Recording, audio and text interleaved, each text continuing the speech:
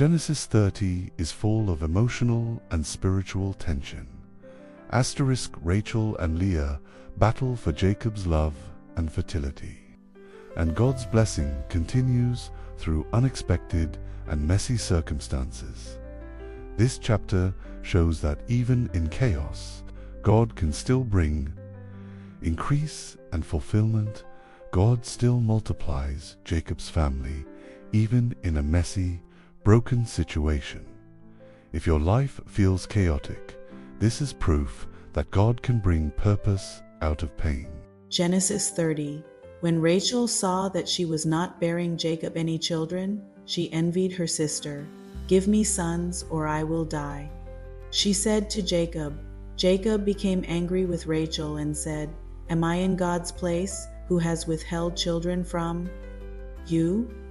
Then she said, "Here is my slave Bilhah. Go sleep with her, and she'll bear children for me, so that through her I too can build a family." So Rachel gave her slave Bilhah to Jacob as a wife, and he slept with her. Bilhah conceived and bore Jacob a son. Rachel said, "God has vindicated me.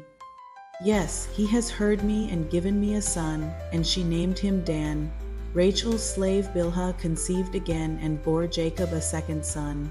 Rachel said, "In my wrestlings with God, I have wrestled with my sister and won," and she named him Naphtali. When Leah saw that she had stopped having children, she took her slave Zilpah and gave her to Jacob as a wife.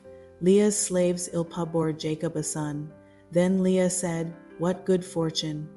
And she named him Gad. When Leah's slave Zilpah bore Jacob a second son, Leah said, "I am happy that the women call me happy." So she named him Asher.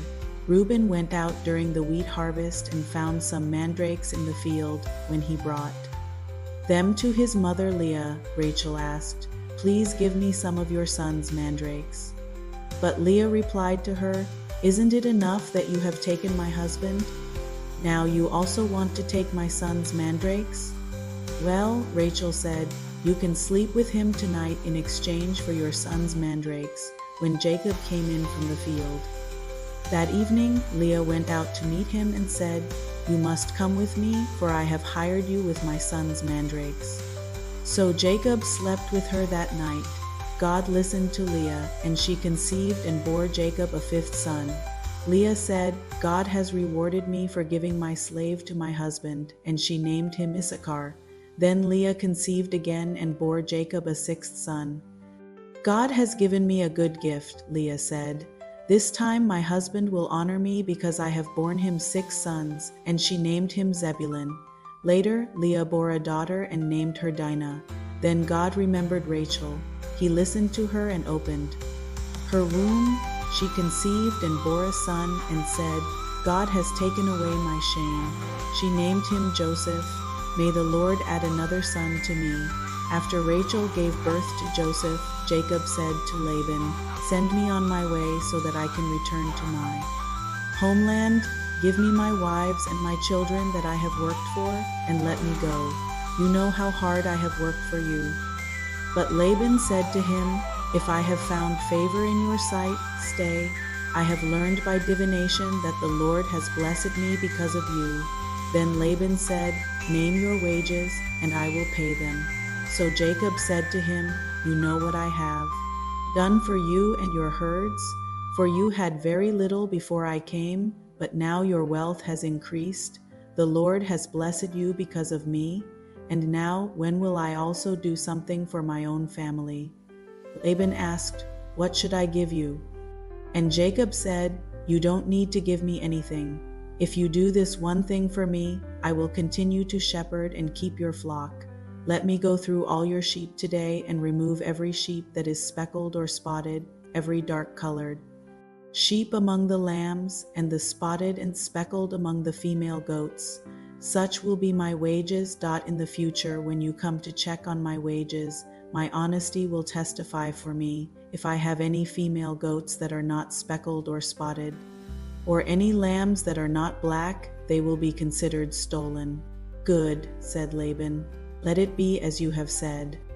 That day Laban removed the streaked and spotted male goats and all the speckled and spotted female goats, every one that had any white on it, and every dark-colored sheep among the lambs, and he placed his sons in charge of them. He put a 3-day journey between himself and Jacob. Jacob, meanwhile, was shepherding the rest of Laban's flock. Jacob then took branches of fresh poplar, almond, and plain wood, and peeled the bark, exposing white stripes on the branches.